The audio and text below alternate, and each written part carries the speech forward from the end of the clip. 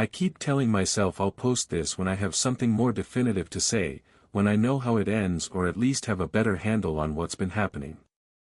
But it's been 3 weeks and I don't think I'm getting more definitive. I think this is it. So here it is. My name is Mark. I'm 33, I used to work remote in software QA, and in September I bought a house in a small town in Connecticut called Deller's Mill. You won't find it on most maps. It's one of those places that exists mostly as a post office and a shared understanding between about 800 people that they live near each other. I found it because I was looking for something cheap within 2 hours of Hartford, and cheap is what I got. The house was a Victorian, built around 1890, sitting on just under an acre at the end of a short gravel road off Route 44. It had been empty for about 8 months when I bought it. The previous owner, an older man named Roy Haskins, had been a carpenter his whole life and had lived alone in the house for a long time before he died in January. No family to speak of. A niece somewhere in Arizona handled the estate and priced the place to move. I offered low and they took it the same day. I remember thinking that was a good sign. I remember a lot of things I thought were good signs. I took possession on September 14th. I drove up from Hartford with my truck loaded with tools and a sleeping bag and a cooler full of food, and I stood in the front hall and breathed in the smell of the place, dust and old wood and something faintly chemical from the wallpaper, and I felt, I want to be honest about this, genuinely happy. The kind of quiet happy that doesn't need to announce itself. I called my friend Dan that evening from the porch and told him the place had good bones. He told me I'd lost my mind and that I should come back to the city. I laughed it off.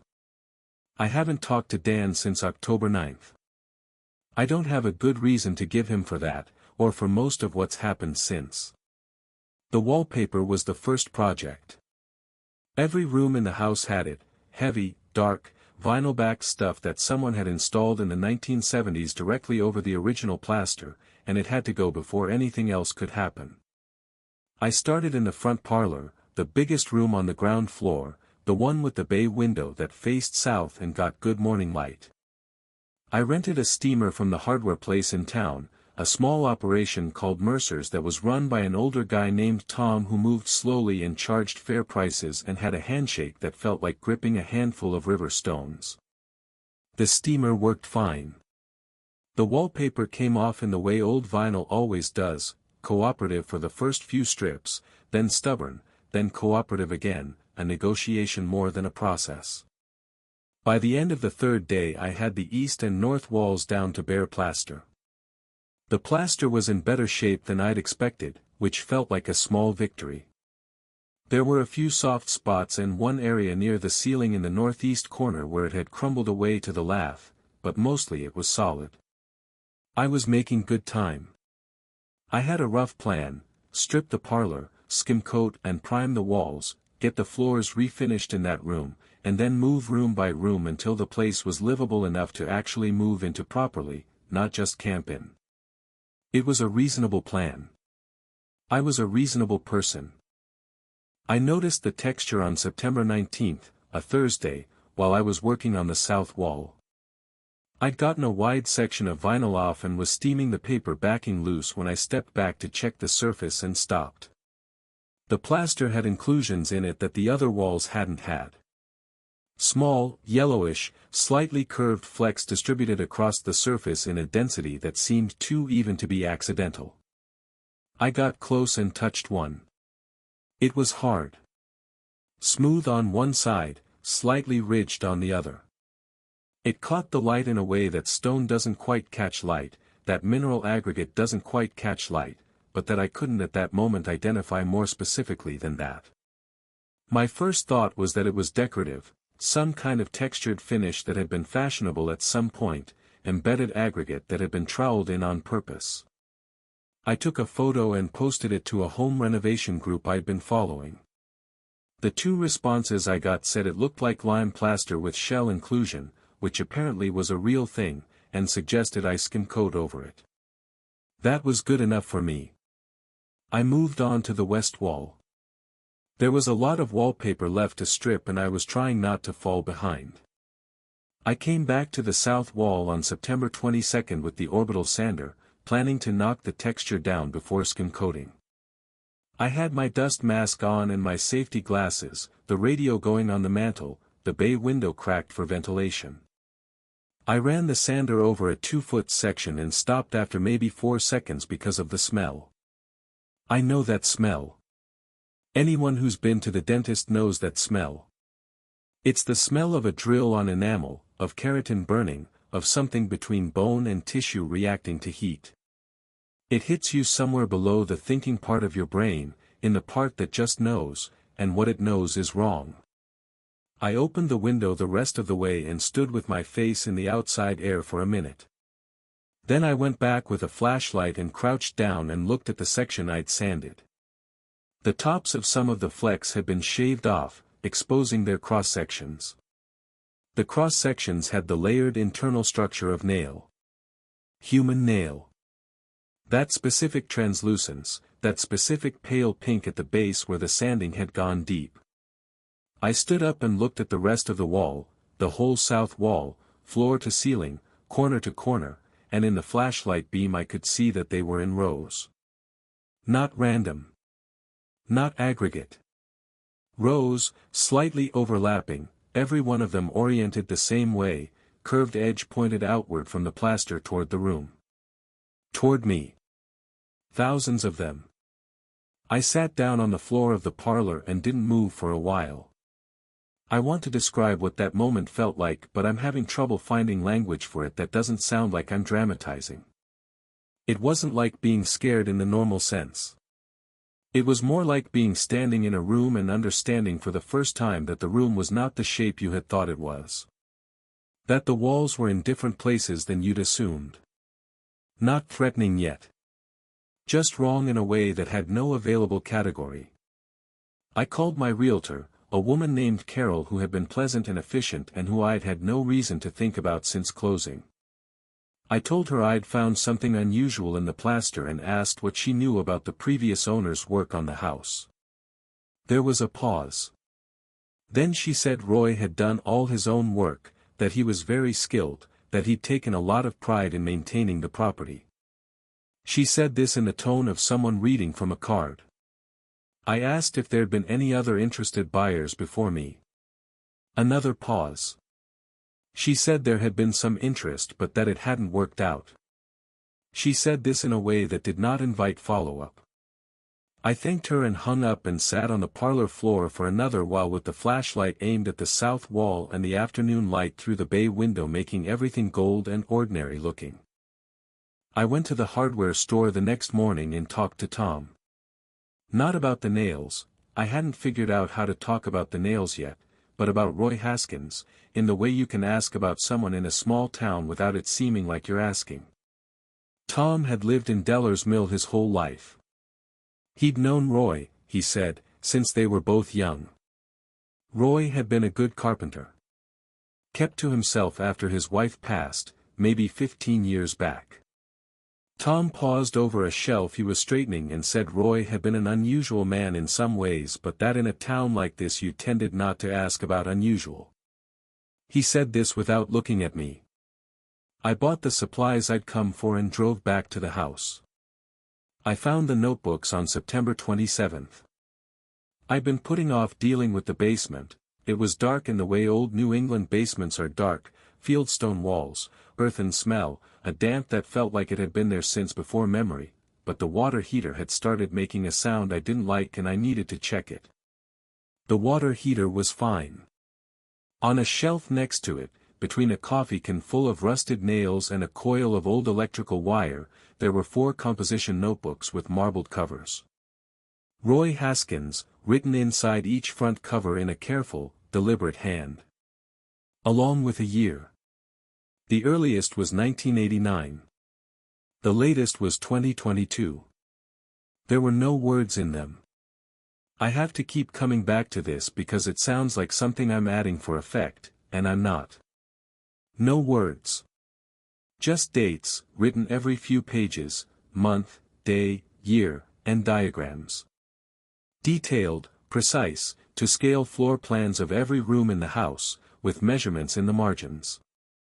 And on every wall of every room, marked with a density and consistency that made my chest hurt to look at, small curved lines, row by row, each one oriented the same direction. The nails. Every nail, in every room, tracked across 33 years of notebooks. Roy Haskins had been doing this his entire time in the house, and he had kept records of it the way a serious person keeps records of serious work. I sat on the basement floor with a flashlight and went through all 4 notebooks twice. The last dated entry in the last notebook was January 6, 2022. Roy had died in January. I didn't know the exact date.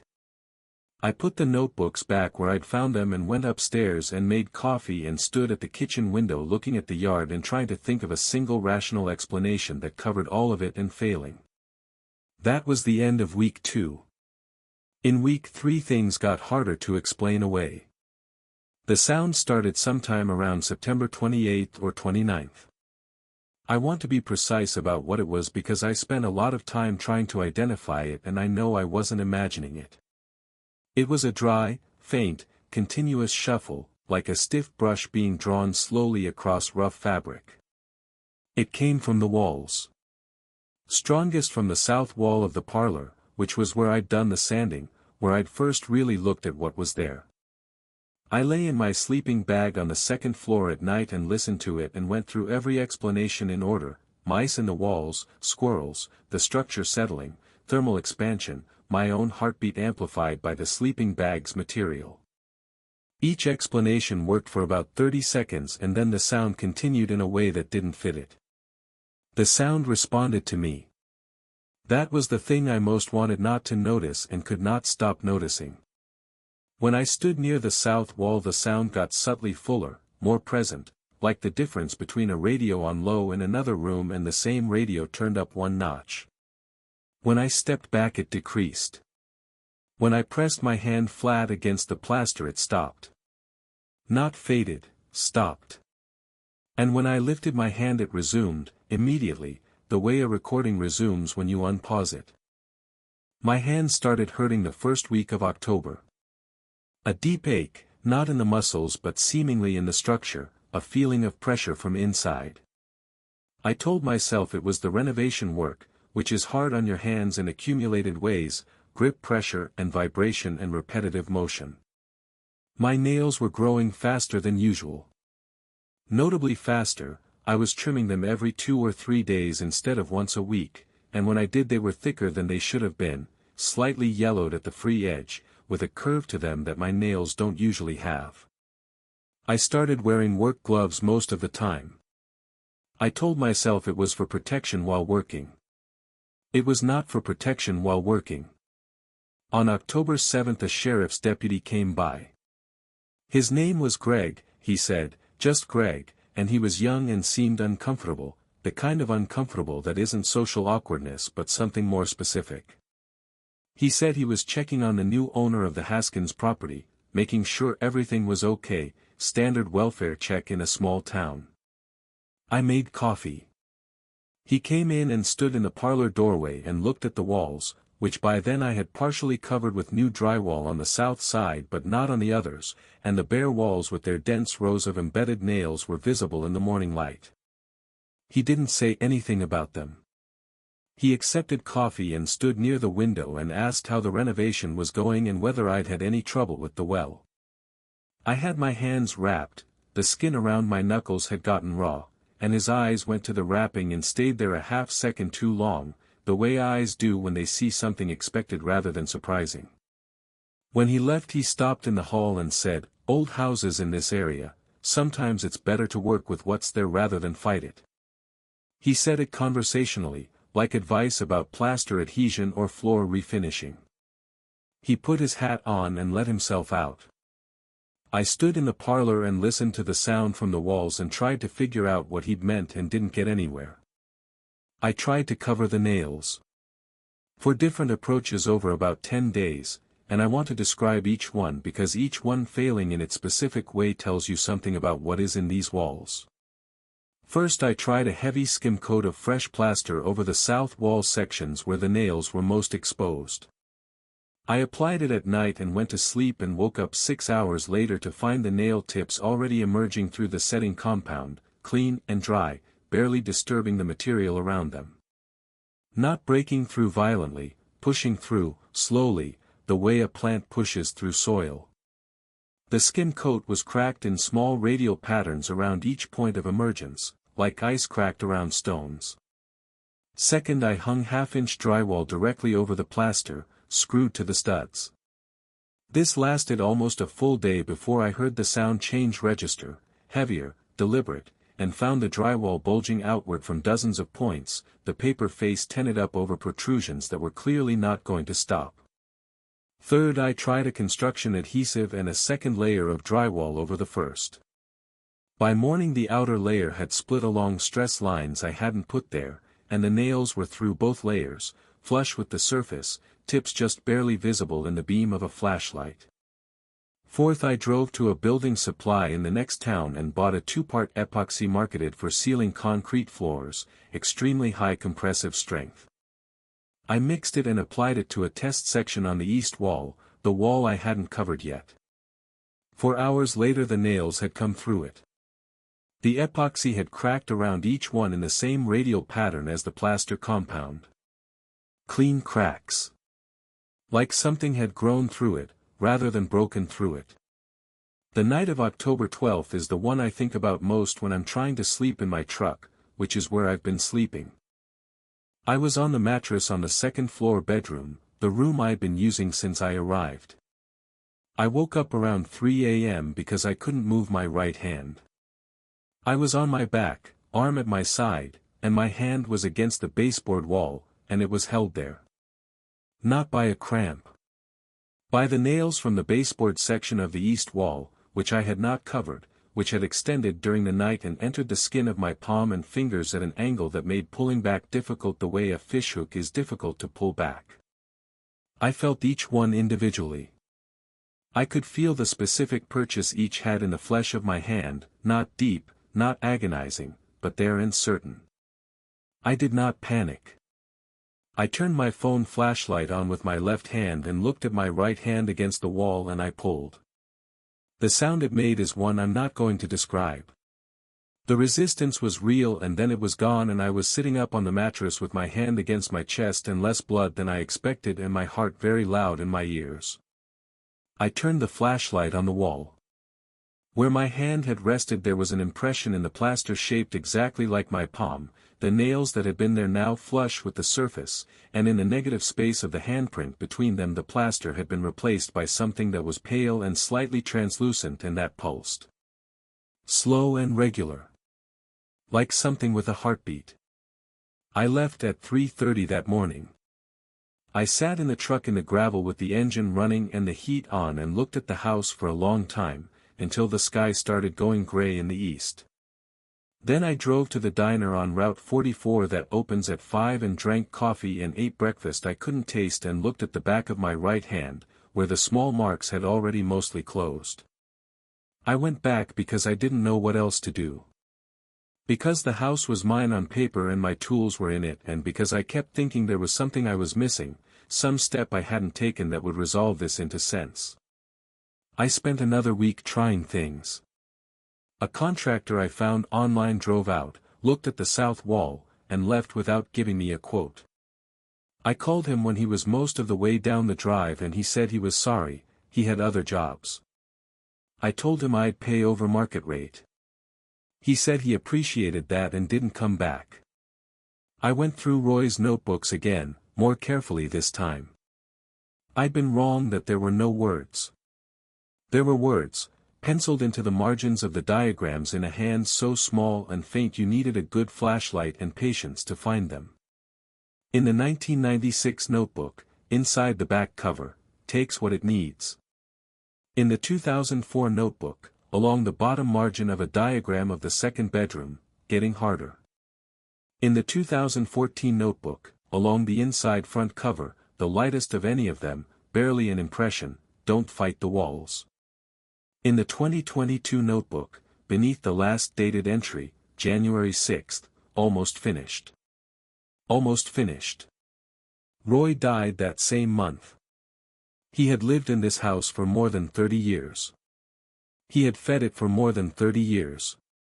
He had recorded every nail placed in every wall across more than 30 years of notebooks, and in January he had written almost finished, and in January he had died, and 8 months later I had driven up a gravel road and handed over $162,000 and stood in the front hall breathing in the smell of the place and called it potential. The hallway on the second floor is narrower than it was.